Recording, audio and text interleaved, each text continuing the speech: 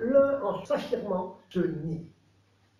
Et donc, pour lui, la conquête de soi passe par une perte, qui est la perte de sa pureté originaire, d'un pur et nu. Dès lors, l'un n'aura de cesse que de se reconquérir, le retour sur soi. Il doit se retirer au moment même où surgit l'intellect qui l'intellige et qui s'intellige en tant qu'intellect qui s'intellige. Et pour retrouver cette pureté, il doit nier tout ce qui le nie. Et ici, Descartes définit l'un comme negatio negationis, négation de la négation. L'un résulte de la négation de ce qui le nie. Tout ce qui est en trop pour la pureté de l'un, tiens, comme dirait Sartre quand il parle, n'est-ce pas, dans la nausée, il est de trop pour l'éternité. L'un ne peut s'affirmer qu'en niant ce qui le nie. L'affirmation est donc le résultat d'une double négation. Voyons, on est toujours dans la logique. Que désigne ici un? Je cite toujours le sermon 21. Que désigne un? Un désigne ce à quoi rien n'est ajouté. Vous vous souvenez de l'infini comme acte, de l'infini en acte, comme étant ce à quoi on ne peut rien ajouter. La perfection de l'un, c'est qu'on ne peut rien lui ajouter. L'âme prend la déité telle qu'elle est pure en soi, là où rien n'est ajouté. À quoi la pensée, l'intellect donc, n'ajoute rien. Un est la négation de la négation. Si l'esprit ne se rejoignait pas lui-même dans cette odyssée, si Ulysse n'arrivait jamais à bon port, il serait dans un exil permanent, il serait pure existence, pure sortie permanente hors de soi, sans jamais rentrer à Ithaque. Il serait toujours en train de sortir de Holden. L'essence du Dasein, dit Heidegger, est d'exister. Être là, là hors de moi, arraché à moi-même, projeté. Exister, c'est être projeté. Exister, c'est être projeté hors de soi. Pourquoi? Parce que l'unité va s'affirmer petit à petit comme une force, une kraft, une vis, une force, dira en latin donc Cuse, une kraft, dit en allemand Kart, une énergie, une puissance, une force qui consiste à nier ce qui me nie. L'esprit, dit Goethe, est ce qui dit toujours non. Au commencement, disent Erasme, était l'action. L'action, c'est-à-dire le pouvoir de négation de ce qui me nie. Comme si c'était vital de nier ce qui me nie. Donc je ne suis que le résultat, je ne suis que cette force. L'un n'est que cet acte, que cette force, que cette énergie qui toujours nie, qui dit toujours non. Or, cette force est l'expression d'une faiblesse extrême. Pourquoi l'un emploie-t-il toute son énergie à dire non à ce qui le nie? Parce qu'il est pure faiblesse. Parce qu'il est exposé justement à la négation. Il est exposé constamment à disparaître en tant qu'unité. Il est exposé en s'affirmant à se nier. Donc, cette force, c'est l'expression d'une faiblesse. Vous voyez, vous avez déjà la coïncidence ici des opposés. Donc, à partir de là, tous les concepts fondamentaux de la pensée Descartes vont s'ordonner, comme nous allons le voir pour essayer de bien avancer. Alors, je vais passer en revue ici les thèmes avant d'aller plus loin dans les prochaines séances. Toute créature, dira Descartes, ce qui lui a valu un reproche, toute créature est un pur néant. Dans le sermon allemand 4, toute créature est pur néant. Pourquoi pur néant? Parce qu'elle est un reflet de l'un. Souvenez-vous de ce que dira Cluse, ce n'est qu'un reflet dans un éclat de miroir brisé. Mais il a aussi une consistance. L'homme c'est un reflet de l'un, c'est une image, c'est un reflet, c'est quelque chose d'inconsistant, qui n'existe pas, qui n'est pas. Je ne dis pas que les créatures sont peu de choses ou quelque chose, mais qu'elles sont un pur néant. Cette proposition a fait l'objet d'une censure, comprise de manière morale ou spirituelle, ou ascétique, disons, de manière orthodoxe. Dire que la créature est pur néant, c'est pour elle reconnaître qu'elle n'est rien par raison de ce que Dieu est. C'est l'expression de l'humilité de la créature devant son créateur. Et le néant ici, c'est une métaphore. Tandis que dans le langage de Maître Eckhart, le néant, c'est vraiment du non-être. La créature n'est pas, n'est rien. Donc il n'y a pas ici, vous voyez, si on parle de la mystique ici est nihiliste, vous voyez, le danger d'une mystique nihiliste, c'est la négation de soi qui n'est pas une négation ascétique de l'humilité, qui ne se reconnaît rien par rapport à son créateur. C'est lycée. Mais sinon, c'est que la créature est vraiment du non-être. Elle n'est pas. Ça ne peut pas être l'expression de la contingence qui ne serait pas d'ordre opératif, mais d'ordre ontologique. Ici, tout est nécessaire. Tout est nécessaire pour une philosophie de l'un, parce que tout est nécessairement un. C'est de l'un contracté, de l'un réduit dans ce qui se multiplie au sens où, comme une fois, il faut garder cette image du palais des glaces, il faut garder cette image du miroir brisé, où il n'y a que de l'un qui se reflète. La contingence ici, c'est ce qui arrive au sens où ce qui arrive à l'homme de manière multiple. C'est quoi cette histoire? La contingence a son sens par rapport à l'être de ce qui est. Or, ici, il n'est pas question de l'être. Il s'agit ici d'une modalité, pour ainsi dire, de l'un, plutôt que ce qui arriverait. Bon, on reviendra là-dessus.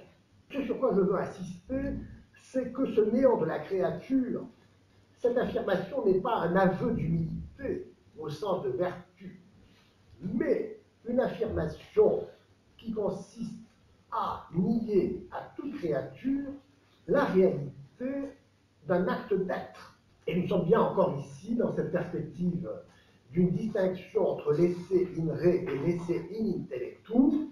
Ceci n'est pas une pipe. Ceci n'est pas une pipe, ce n'est rien.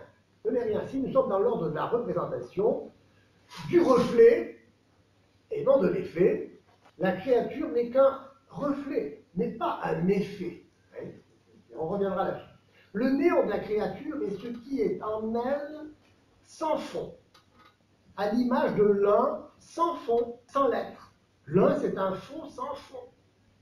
C'est la deitas, dont la créature n'est qu'un reflet inconsistant. En tant qu'image, Bild, elle est pure extériorité et ne tient sa qualité d'image que de ce dont elle est l'image. L'image en tant qu'image n'est rien. Je cite ici, je cite le sermon 16b, ce qu'est réellement une image, vous le reconnaîtrez à 4 points, ou peut-être davantage. Une image n'est pas par elle-même, ni pour elle-même. Elle provient plutôt de ce dont elle est l'image, et lui appartient avec tout ce qu'elle est.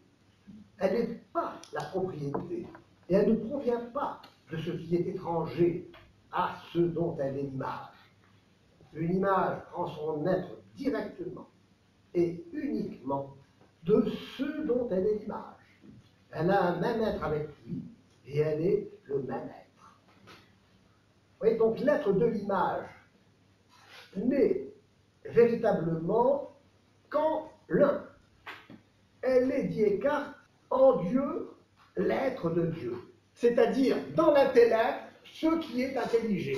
En Dieu, l'être de Dieu, ça veut dire, dans la deitas, l'intellect, en tant que Dieu intellige, et se manifeste à la créature. Vous voyez, auto-révélation de soi, par soi.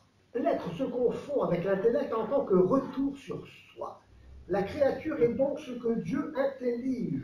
Et Dieu en tant qu'intellect est formarum, la forme de toutes les formes. Dieu intellige en sortant de sa déité une et pure. En Dieu, la créature est donc comme Dieu hors de la déité. hors de l'un. Elle est appelée par l'humilité à se vider d'elle-même, à se désimager, et avec Dieu à se fondre dans l'unité pure et nue de la déité. Je cite, « Dans le fond de l'âme ne peut être que la pure et nue déité ». Et vous verrez que Maître Eckhart fait un commentaire de l'épisode de la rencontre de Marthe et de Marie, vous savez, avec Jésus. Et en connaissant l'épisode, Marie écoute Jésus, et Marthe se plaint que Marie ne travaille pas. Et elle se met au boulot, et donc elle c'est l'action, Marie c'est la contemplation. Et le Christ répond, écoute Marthe, la meilleure part c'est Marie. La contemplation doit pénétrer même l'action. Même dans l'action, on peut être contemplatif, c'est ce qu'il veut dire. Ah, mais Eckhart lui va corriger le Christ. Il y a un certain moment, on ne craint plus rien. Et donc, c'est pas Marie qui a jeté le repas, c'est Marthe. Et alors, évidemment, c'est une inversion axiologique des valeurs, on veut dire.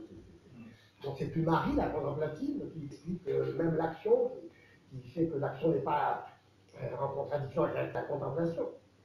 Alors, il va dire, non, c'est l'action qui a le dessus sur la contemplation. Pourquoi? Parce qu'en agissant, travaillant, en faisant, elle se défait. Elle se défait. À la surface d'elle-même, elle dégage, comme les feuilles d'un artichaut, tout ce qui vient envelopper le cœur, ce qu'il y a au fond de son âme, qui n'est pas de son âme.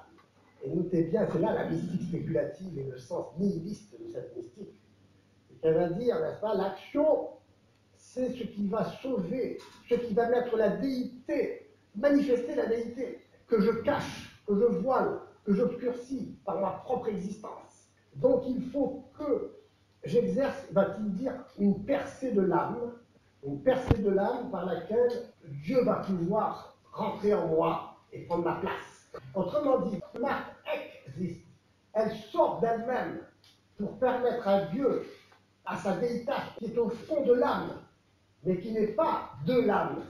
C'est que la créature est pur néant, au sens où, quand elle existe pour se défaire d'elle-même, en faisant, en agissant, où l'action est destructrice, déconstruction. Je suis le trop pour la pureté de l'être, pour la pureté de l'un.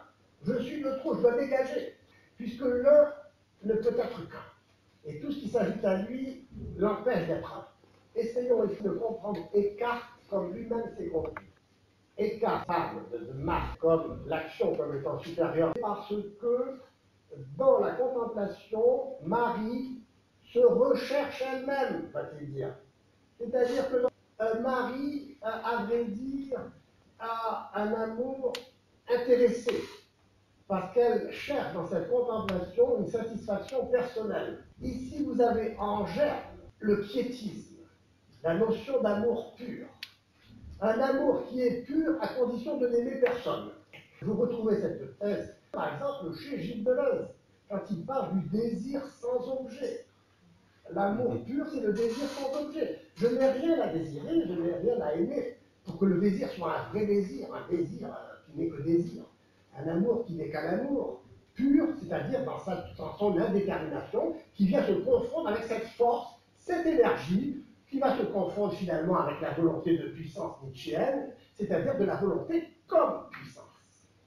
Tout est puissance, énergie, force, flux, déploiement. Et je rentre dans ce déploiement, dans cette force, dans ce flux, par mon action, soit pour m'éloigner par mon action de la pureté de l'un, puisque je m'éloigne de l'unité en plongeant dans la diversité, dans la multiplicité, je m'éloigne toujours plus de l'unité, puisque le flux, la force, l'énergie m'éloigne. Mais cette force et cette énergie peut aussi être retournée et me faire utiliser cette énergie contre elle-même, si je puis dire, en me détruisant moi-même, laisser à cette énergie toute sa pureté, c'est-à-dire retourner à l'unité pure et nue. Je retrouve cette idée, on la retrouve parfois quand j'ai dit ça, ça a soulevé les foudres des admirateurs, de ces admirateurs, mais vous avez cette pensée dans la pensée de Simone Weil.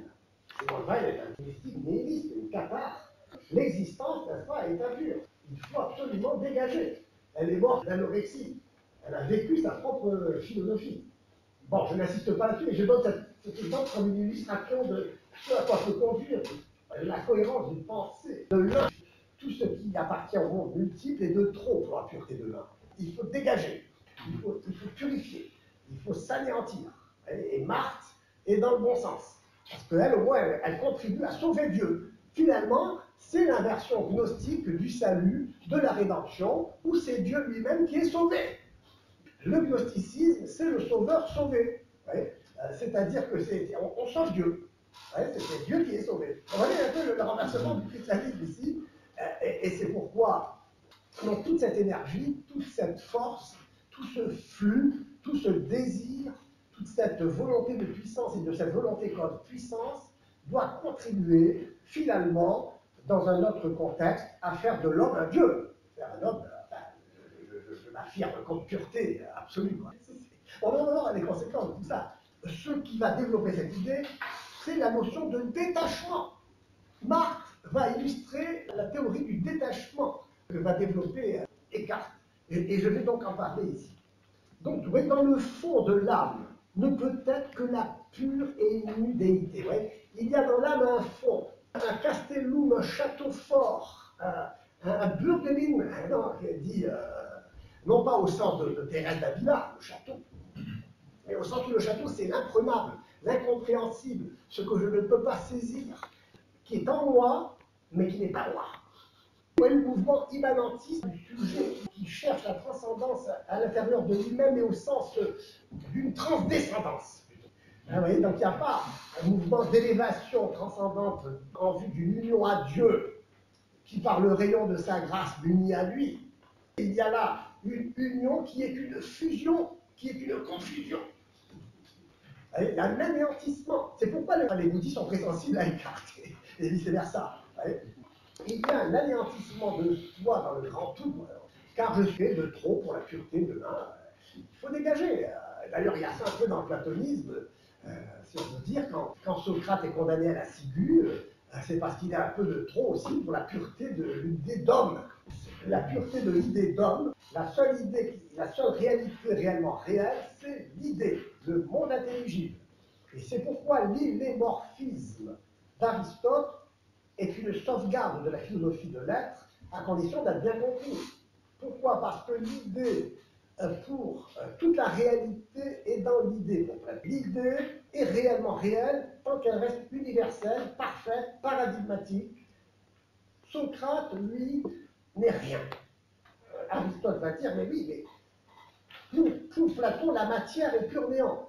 La matière, pourquoi? Parce que l'idée ne se contracte pas dans une matière. La matière ne vient pas individualiser l'idée, qui fait qu'une réalité substantielle est toujours l'union d'une matière et d'une forme. Et donc Aristote va critiquer Platon en disant que Platon a confondu la matière avec la privation. La privation, ce n'est pas la même chose que la négation.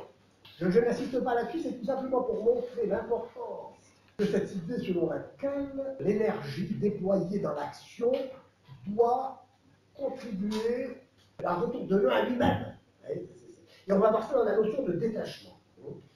Donc, l'humilité, la pauvreté sont comprises comme un détachement désappropriant de la créature qui permet à Dieu de se réapproprier lui-même et de se retrouver dans son propre fond sans fond, qui est l'unité sans l'être. Faire place nette, quoi. Il faut faire place nette au désert, à l'instant de l'un. Donc il en est ainsi de la pauvreté. Que l'une et l'autre prennent leur sens, non à partir de la notion de vertu, de charité, etc., mais à partir de la notion de détachement, de Abgescheidenheit ou de délaissement, Gelassenheit, que Heidegger va reprendre ici. L'homme est un être pour la mort. Un être pour la mort, c'est-à-dire qu'il doit se dépouiller de lui-même, comme on épluche un artichaut pour que... Et encore, l'artichaut est quand même une réalité indique ici. Non, le cœur de l'artichaut n'appartient pas à l'artichaut. C'est Dieu lui-même. Il y a là un mysticisme nihiliste et en même temps spéculatif. Pourquoi spéculatif? Parce que c'est l'un qui comme un et au-delà de toute intellection, dans la nuit et la nuit désertique de l'indétermination pure et nue. C'est terrifiant. C'est ce que je disais à Heidegger, qui était un grand maître, un grand lecteur de Maître Eckhart. Heidegger il dit qu'il doit tout à Descartes.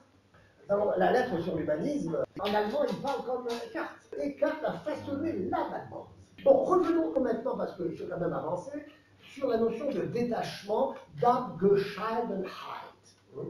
L'union déifiante, comme vous l'avez vu, c'est-à-dire cette union de l'âme qui, en se détachant d'elle-même, fusionne dans la confusion et dans l'anéantissement de soi, par conséquent, avec l'un, pur et nu, dans la pure indétermination, dans cette mystique nihiliste, ne l'oublions pas, qui caractérise aussi la mystique musulmane, les soufis. Nous sommes ici, avec le soufisme, dans la même logique, d'une philosophie de l'un. Et vous savez que pour l'islam, Dieu c'est l'un. L'unité mal comprise va conduire au nihilisme. Et c'est pourquoi l'importance d'une philosophie de l'être comme celle d'Aristote et celle de Thomas d'Aquin qui va développer cette pensée de l'être, la force de cette tradition d'une philosophie de l'un est telle que nous sommes tombés dans l'oubli de l'être, vraiment, non pas au sens où en parle Heidegger, mais au sens où on en reste uniquement à l'essai inintellectuel, à la représentation, alors qu'on sait très bien que la représentation d'une pipe n'est pas une pipe. Alors donc, revenons à cette idée de détachement, pour bien saisir ça, le serment 52 exprime bien cet enseignement, n'est-ce pas? Donc, la déification, c'est-à-dire la fusion dans la confusion avec l'un pur et nu, la déitas, est le résultat du détachement, du délaissement.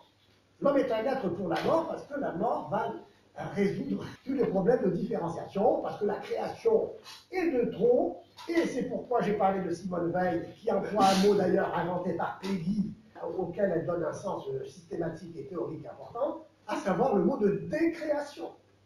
Marthe est dans la décréation. Elle décrée. Le monde est de trop pour la pureté de Dieu. Vous voyez un peu l'idée manichéenne aussi, selon laquelle le monde est mauvais. Le monde est mauvais, c'est l'œuvre d'un Dieu faible. Et vous savez que Simone Weil parle de la faiblesse de Dieu. Dieu est faible. Dieu a créé par faiblesse. On parle de la toute faiblesse de Dieu. Quand on parle de la faiblesse de Dieu, c'est qu'on a oublié ce qu'est l'être en tant qu'être, qui ne peut pas ne pas être. Le mystère des mystères, c'est que l'être soit. Réfléchissez un instant et vous tomberez dans un océan de perplexité, d'étonnement et d'émerveillement. Que l'être soit, que Dieu soit, être. Comment se fait-il qu'il y ait quelque chose et non pas rien? Cette formulation de la question par Leibniz a été reprise par Heidegger. Et quand Heidegger reprend cette formule, il en transforme tout à fait le sens. Qu'est-ce qu'il dit? Pourquoi y a-t-il quelque chose et non pas rien? L'émerveillement, c'est qu'il y ait quelque chose et non pas rien. Mais lui, son étonnement, c'est comment se fait-il qu'il n'y ait pas rien plutôt que quelque chose. Il faut qu'il n'y ait rien. C'est Marthe, c'est la décréation. Comment se fait-il qu'il n'y ait pas plutôt rien? C'est le rien qui compte, c'est pas l'être. L'être est de trop pour la pureté de l'un. C'est une conséquence tragique. Se défaire, l'action consiste à se défaire, à faire en se défaisant, se déconstruire. Ah, ce mot a un tel succès. On ne sait pas ce que ça veut dire d'ailleurs, mais en même temps, il dit ce qu'il veut dire, quoi. Déconstruire, c'est intéressant. Ah, on déconstruit, on se défait. On agit d'autant plus qu'en agissant, eh bien, on plonge dans le repos éternel, au sens négatif du terme. Cette fusion dans la confusion. Nous disons donc que l'homme doit être tellement pauvre qu'il ne soit pas un lieu où Dieu puisse opérer. Donc, tant que l'homme conserve encore en lui un lieu quelconque, il conserve aussi quelques distinctions. La distinction, c'est ce qui empêche l'un d'être un. La division. La distinction, c'est la division. Et la division, c'est le non-un. Et le non-un, c'est ce qui s'oppose à l'un, c'est-à-dire à Dieu, à la déitas. C'est pourquoi je prie, je cite toujours, c'est pourquoi je prie Dieu de me libérer de Dieu. Qu'est-ce que ça veut dire? Je prie Dieu de me libérer de Dieu. Ça veut dire que moi-même, j'empêche Dieu d'être Dieu en existence. Et ici, il y a une sorte de rhétorique aussi. C'est-à-dire, je prie Dieu de me libérer de Dieu, parce que Dieu, tant qu'il est en moi, il empêche Dieu d'être Dieu. Parce que Dieu, dans sa pureté, dans son unité pure et nue, est gêné par moi. Est gêné par moi. Alors, j'aime bien citer ce mot de Victor Hugo dans Les Misérables, où il fait la description de la bataille de Waterloo, où il décrit Napoléon à cheval, et qui va perdre cette bataille, on sait. Et il dit, voilà, Napoléon parlait, le ciel tonnait, il devait perdre cette bataille car il gênait Dieu. Il gênait Dieu. C'était de trop pour Dieu. Ouais, c'est la même logique. C'est la même logique. Pour l'un, tout ce qui est en plus de l'un est de trop. Je poursuis la lecture du sermon 52. Je prie Dieu de me libérer de Dieu, car mon être essentiel est au-dessus de Dieu. Dans la mesure où nous concevons Dieu comme l'origine des créatures. Pourquoi Dieu est l'origine des créatures? Parce que quand Dieu dit « je suis », il s'adresse à Moïse. Et il est pour Moïse. Il est ce qu'il est pour Moïse. Ouais. Et d'ailleurs, on a tendance à traduire non pas que Dieu est en tant qu'être, non, il me dit « je suis là, je suis là, je suis là, non, je suis là ». Et en effet, il est là. Et Dieu est là parce que précipité hors de la déité par l'apparition du monde qui est là. Et donc Dieu apparaît comme l'intellect qui intellige tout ce qui est intelligé et intelligible, tout ce qui peut être intelligé. Tout ce qui est n'est pas en tant qu'être. Ce qui est en tant qu'intelligé. Il faut bien saisir ça. Laisser in re et laisser in intellectu. C'est ce qui est l'être de ce qui est là. L'être de ce qui est. Ouais. La différence qu'il y a entre l'ens et l'essai, on peut dire, bon, et l'essence, la différence aussi, la distinction entre l'être et l'essence, vient de cette idée que l'essai permet à l'ens d'être ce qu'il est. Bon, ça c'est un autre chapitre. Donc, je répète, tant que l'homme conserve encore en lui un lieu quelconque, il conserve aussi quelques distinctions, donc il empêche l'unité d'être simple, indistincte. C'est pourquoi je prie Dieu de me libérer de Dieu. Puisque Dieu n'apparaît qu'avec la créature, dans la distinction, dans l'intellection de ce qui est, et de ce qui est en dehors de l'un, de l'unité pure. Le Deus sort de la Deitas. La Deitas devient Deus dès lors qu'elle est manifestation A. Dieu est comme précipité hors de lui-même par l'apparition du non-un, avec le non-un. On va y revenir. Donc mon être essentiel est au-dessus de Dieu. C'est quoi mon être essentiel? C'est la Deitas. La Deitas qui est au fond de mon âme, qui n'est pas de mon âme. Dans mon âme, mais n'est pas de mon âme. Ouais. Parce que ce n'est pas la même chose dans un fond de l'âme, et qui est ce noyau, si on peut dire, cet apex, comme parle Saint François de Sales, cette pointe de l'âme avec laquelle Dieu peut avoir ce contact, si on peut dire, par la lumière de la grâce, il y a dans notre âme quelque chose qui appartient à l'âme, en effet, et qui fait qu'il se fait l'affleurement avec le divin, avec Dieu qui agit sous la forme de la grâce. Mais enfin, c'est tout un développement à faire. Mon être essentiel est au-dessus de Dieu, dans la mesure où nous concevons Dieu comme l'origine des créatures.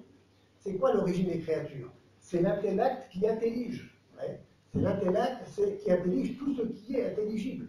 Les créatures sont ces reflets de l'un, comme dira Cuse, en allant plus loin que Maître Eckhart, mais dans le sens de Maître Eckhart. L'un se reflète dans ce miroir brisé dans chaque éclat, mais entièrement. Dans ce même être de Dieu, où Dieu est au-dessus de l'être et de la distinction, j'ai été moi-même pour faire cet homme qu'ici-bas je suis. Et donc l'intellect, c'est la forma formarum, la forme des formes. Dès que je m'intellige, je force, pour ainsi dire, Dieu à sortir de lui-même, oui, en tant qu'intellect qui intellige quelque chose. On va lire ce passage. Dans ce même être de Dieu, où Dieu est au-dessus de l'être et de la distinction, c'est-à-dire donc dans l'unité pure et nue, j'étais moi-même. J'étais moi-même en Dieu, dans le Deus, non dans la Deitas, c'est-à-dire dans l'intellect, hein, non au-delà de l'intellect, puisque l'unité, comme chez Plotin, est au-delà de l'intellect. Vous voyez, l'unité est au-delà de l'intellect. Et donc, quand l'intellect commence à intelliger, alors Dieu sort de la Deitas en tant qu'intellect. Et qu'est-ce qu'il intellige? Il m'intellige moi. Et c'est pourquoi je suis cause de moi-même selon mon être qui est éternel, mais non pas selon mon devenir qui est temporel. C'est pourquoi je suis non-né. Et selon mon mode non-né, j'ai été éternellement. Je suis maintenant et je demeurerai éternellement. Ce que je suis selon ma nativité, ma naissance, doit mourir et s'anéantira, car cela est mortel et doit se corrompre avec le temps. Mais dans ma naissance naquirent toutes choses. Si je l'avais voulu alors, je ne serais pas, et le monde entier ne serait pas.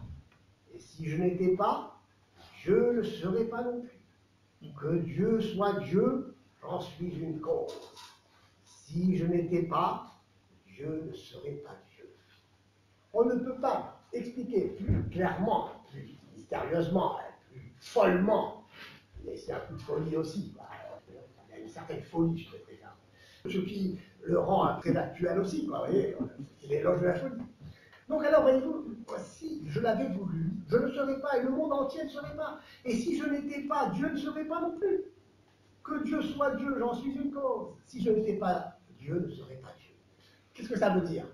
Tout simplement, vous voyez, si vous comprenez que Dieu est l'intellect qui intellige, et que moi je suis intelligé par l'intellect qui intellige, parce que quand Dieu dit à Moïse, je suis, c'est pour dire à Moïse, eh bien, je suis moi qui te pense, qui t'intellige, et fait que tu es intelligé face à moi, et que moi je suis avec toi, et c'est parce que je t'ai intelligé que je suis comme captif. C'est comme si Dieu était captif de la créature. Ah ben tiens, la création est nécessaire à Dieu.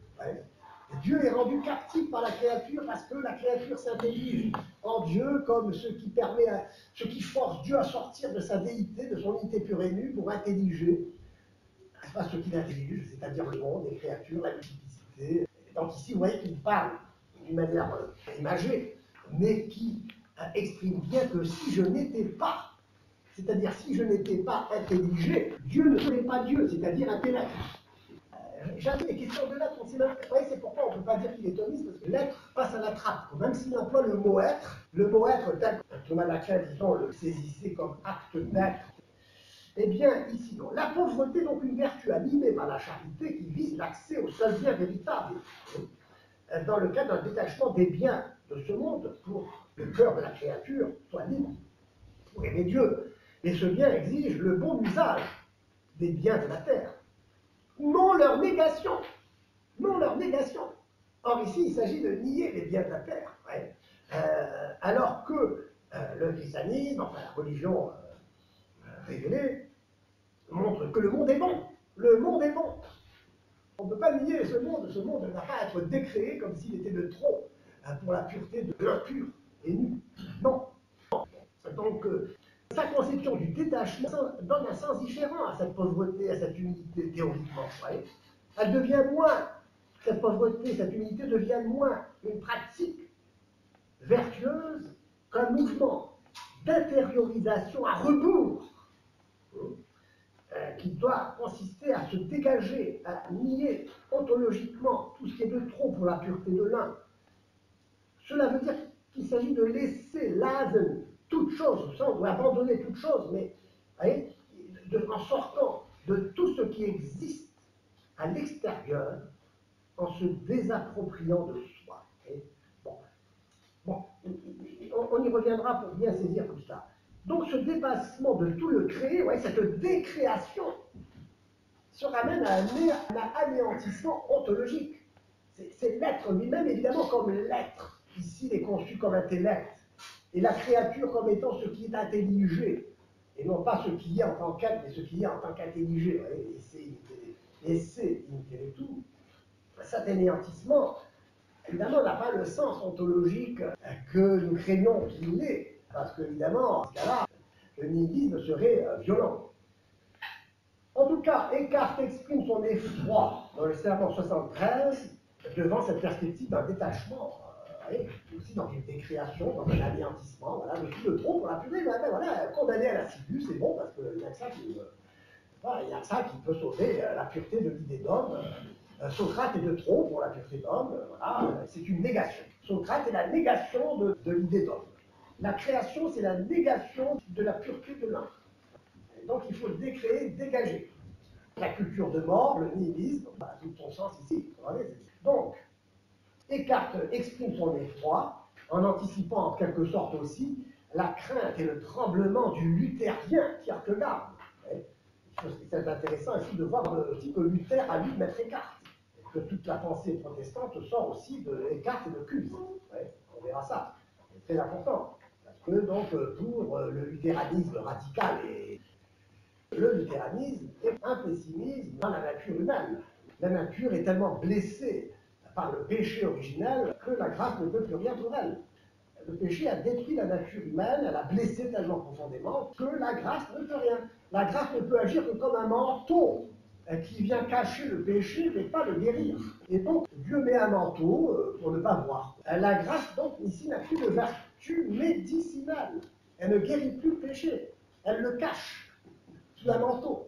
Mais la blessure reste là, la souillure reste là. C'est la parenté qu'il y a dans ses pensées. Donc il dit ceci, je suis effrayé quand je dois parler de Dieu, du détachement total que doit avoir l'âme qui veut parvenir à l'union. L'union comme fusion et confusion. Donc Marthe, n'est-ce pas, il est effrayé du détachement total que doit avoir l'âme de Marthe pour parvenir à l'union. Ce détachement de Marthe qui agit, mais pour dégager, qui agit pour détruire tout se dévêtir, pour enlever tout ce qui le trompe. C'est comment ici le sens de l'action est inversé. Agérer, c'est plutôt rester, l'agir suit l'être. Eh bien ici non. Ici non. C'est l'agir qui produit, et qui produit en détruisant. L'agir produit en détruisant, pourquoi? Parce que ce qui produit, c'est la fusion avec l'un, dans la confusion. Et donc l'action ici précède l'être, puisque l'être est de trop. Il faut que l'être précède l'action. L'agir, n'est-ce pas, est lié à l'être, d'ailleurs qui est un acte, qui fait que être oblige. Être oblige. S'obliger d'agir en fonction de ce que je suis. Je ne peux pas faire n'importe quoi. Là, ici, il y a aussi tout un profond développement à faire. Donc, l'union à Dieu ne peut se réaliser ici parfaitement que dans la déité, dans la fusion avec l'un, sans l'être, c'est-à-dire le vide pur et nu. Je cite, le détachement est si proche du néant que rien n'est assez subtil pour trouver place dans le détachement, sinon Dieu seul. Oui. Seul avec le seul, une expression plutinienne. Le détachement est si proche du néant, il ne peut rien y avoir entre le parfait détachement et le néant. Oui.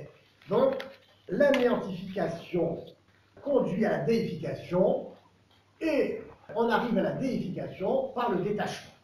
Le détachement est une néantification. Néantiser, c'est-à-dire il faut que le néant agisse, faire le néant, faire le vide. C'est exactement ce qui se passe. C'est pourquoi l'action, le déploiement de la puissance industrielle, de la puissance de l'organisation politique, économique, voyez-vous, est un déploiement de cette énergie qui est non pas constructrice, mais déconstructrice. Il s'agit donc d'inverser aussi le sens de l'action dans un but qui n'est pas le pouvoir lui-même, mais la contemplation, l'union dans la contemplation. Donc, le désir n'est pas sans objet de l'œuvre, l'amour n'est pas l'amour pur des piétistes, parce qu'il faut aimer vraiment quelqu'un. Aimer est un verbe transitif. Aimer, c'est aimer quelqu'un. Vous voyez, le vocabulaire se met en place.